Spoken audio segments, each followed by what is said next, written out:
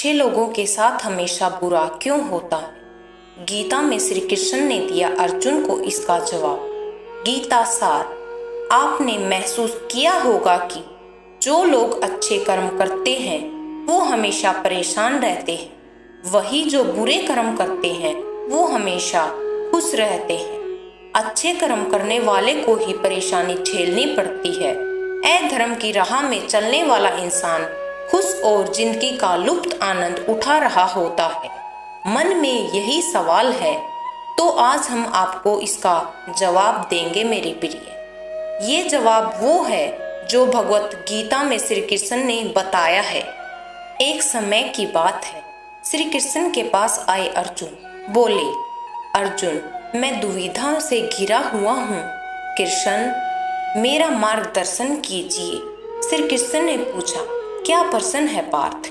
अर्जुन, मुझे यह जानना है, अच्छे लोगों के साथ बुरा क्यों होता है?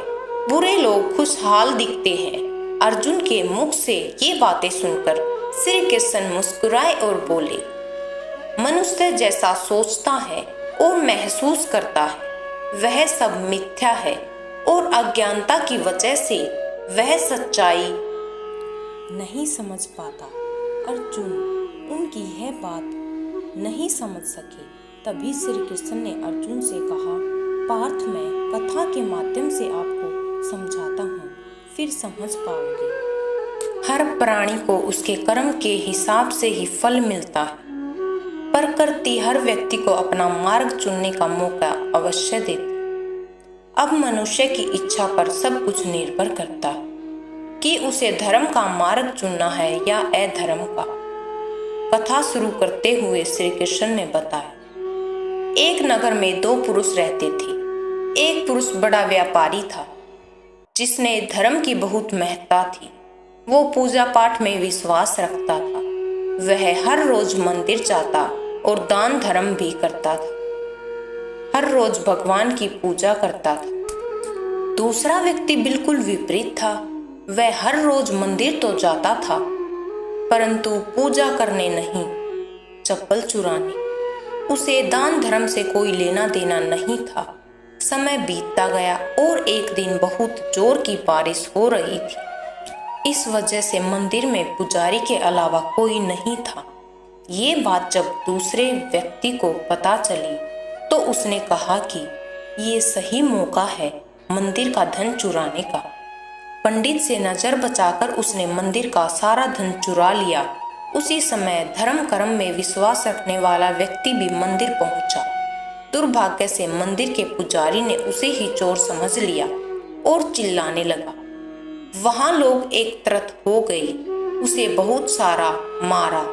किसी तरह वो बचते बचाते वहां से निकला तो दुर्भाग्य से उसका साथ वहां भी किस्मत ने छोड़ दिया। मंदिर के बाहर वो एक गाड़ी से टकरा गया और घायल हो गया। फिर वो व्यापारी लंगड़ाते हुए घर जाने लगा तो रास्ते में उसकी मुलाकात उस पुरुष से हुई जिसने मंदिर से धन चुराया था। उसने कहा, आज तो मेरी किस्मत ही चमक गई, एक साथ इतना सारा धन मिल गया। ये सब देखकर व्यापारी को बहुत बुरा लगा और उसने अपने घर जाकर भगवान की सारी तस्वीरें निकाल दी। कुछ सालों बाद दोनों ही पुरुषों की मृत्यु हो गई। मरने के बाद जब दोनों यमराज की सभा में पहुंचे और भले व्यक्ति ने दूसरे पुरुष को देखा तो बहुत गुस्सा आया। उसने क्रोध में होकर यमराज से पूछ ही लिया, मैं तो हमेशा अच्छे कर्म करता था, दान में विश्वास रखता था, उसके बदले जीवन भर अपमान और दर्द ही मिला और इस व्यक्ति को नोटों से भरी पोटली मिली।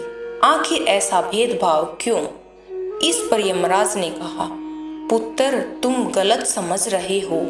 उस दिन तुम्हारी गाड़ी से टक्कर हुई, वो दिन तुम्हारी जिंदगी का आखिरी दिन था, परंतु तुम्हारे अच्छे कर्मों की वजह से तुम्हारी मौत एक छोटी सी चोट में बदल गई। और तुम इस दुष्ट व्यक्ति के बारे में जानना चाहते हो तो सुनो।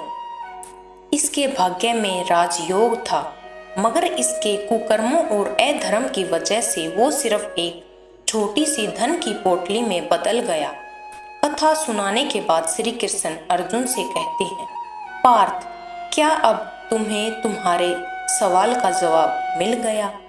ऐसा सोचना कि भगवान तुम्हारे कर्मों को नजरअंदाज कर रहे हैं, ये बिल्कुल भी सत्य नहीं है। भगवान हमें क्या कब किस रूप में दे रहे हैं मनुष्य को समझ नहीं आता, मगर आप अच्छे कर्म कर रहे हो तो भगवान की कृपा हमेशा बनी रहती है। अच्छे कर्मों को बदलना नहीं चाहिए, उसका फल हमें इसी जीवन में मिलता है।